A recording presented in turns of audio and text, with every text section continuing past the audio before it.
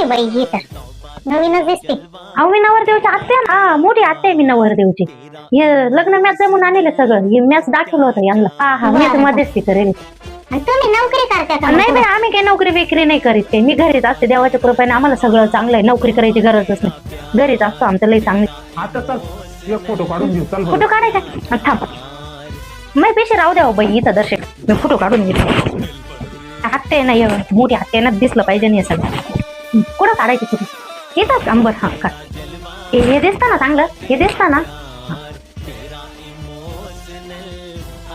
कसं असावं लागत ते गहूनवरच राहतो आम्ही घरी. माझं लग्न कार्यात निघालं का मग असं घालावं लागत.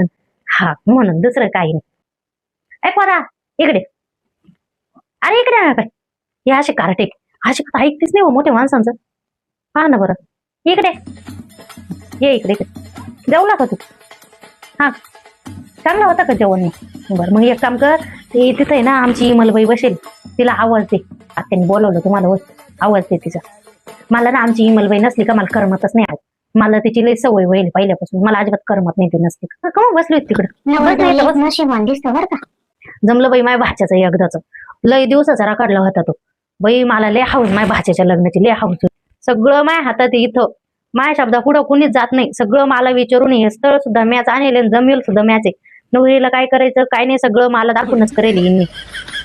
आपला शब्द पडून नाही देते खाली येतं अजिबात. असं लग्नाची तयारी मॅच करेल इथं. मी दिसते का नाही बरं चांगली? आता पहा ना तुम्ही आमच्या खानदानात पाहुण्या रावळ्यात सगळ्यात मीच भारी दिसते का नाही? माझ्या अंगावरच डागडूक आहे का नाही चांगले? अहो तसं काही नाहीये. आता भाऊजाई आत्याबाईला काही करू देत नाही ना. जरा गुरगुर करील ती भाऊजाई. मग आत्याबाईचं काही चालं ना म्हणून आत्याबाईला भाच्याला स्थळ आणलं. म्हणजे आत्याबाईचं वजन वाढेल म्हणून. दुसरं काही नाही. इमलबाई कमन जीप का आपल्यासारखं बोलू राहिली ग? हा मी तर तुला लई चांगलं समजत होते. तू तर पर माणसाचा जीप काप राहील. कुठे तर